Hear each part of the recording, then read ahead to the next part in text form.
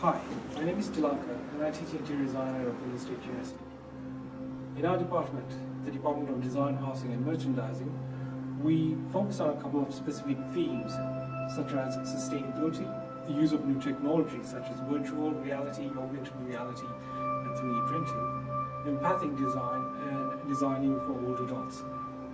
Empathic design is a user-centered design approach that pays attention to the user's feelings toward the product. It's basically putting yourself in another person's shoes and looking at the world through another person's eyes. In our first year interior design studio, we provided students with a problem of designing a house for two old adults. The client narrative suggested that one of the old adults suffered from a physical disability. The students were instructed to use the empathic design process to derive a solution. The empathic design process, as suggested by Leonard and Raypert, include the following steps. Step 1 would be observation. Step 2 is capturing data. Step 3 is reflection and analysis.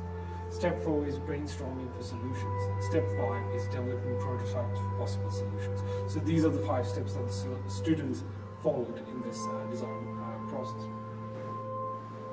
In the first step, the students visited a co-housing community located in Stillwater, Oklahoma, where they toured some houses that old adults were living in. This experience was important for them to talk with old adults, interact with them, and understand their needs. In the second step, the students used the GERT suit, or GERT suit, which is also called an aging simulation suit, and a wheelchair, to understand how it felt like to be an old adult. This is one of the most important steps in the empathic design process, putting oneself in another person's place. The GERT suit, or the GERT suit, consists of multiple parts, such as weights that strap onto the body and goggles that simulate conditions of the eye, such as cataracts and macular degeneration. Design firms have used these suits to understand how old adults perceive their environment. For example, Kogan, a design firm based in Dallas, used this to understand where to place benches in an airport terminal. The students were then instructed to use the GERT suit as well as wheelchairs and navigate a building in the university to understand how an old adult would navigate the environment.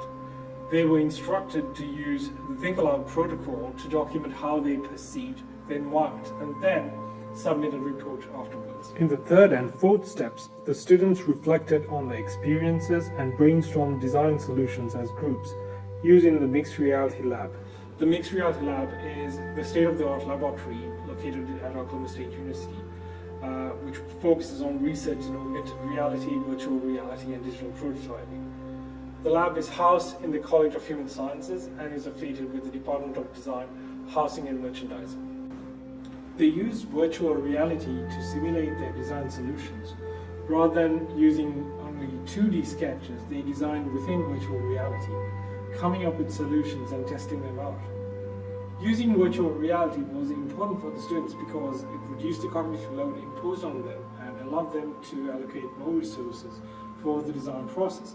Using virtual reality was also helpful in placing themselves in a different situation, which is important in developing empathy.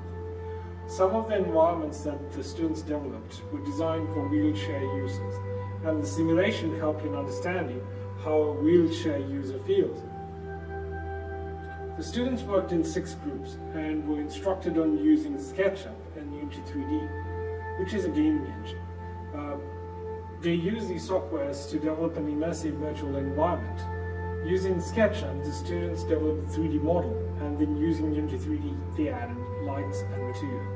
Three groups developed immersive virtual environments for the Oculus Rift, and 3 groups developed immersive virtual environments for the HTC Vive. The students used virtual reality as a mechanism to evaluate their designs. They made changes to the materials and lights and then checked if the atmosphere of the space that they designed adhered to the initial concepts.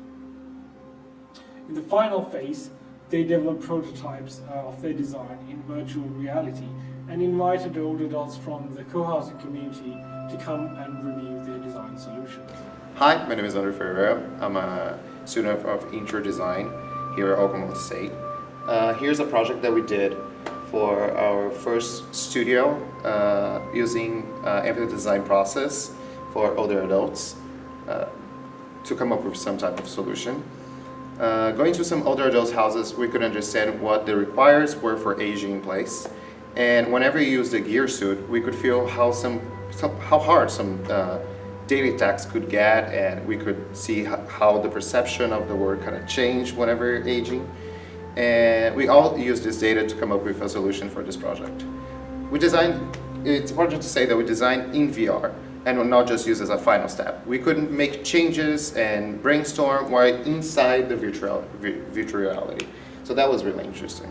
So using the virtual reality actually helped me as a student, and I believe as a professional later, because we can actually see the scale of the furniture, we can actually see the circulation around the room, so the perception actually, it's bigger. It's not just you looking at a piece of paper, but you're actually inside of the room, which makes a huge difference.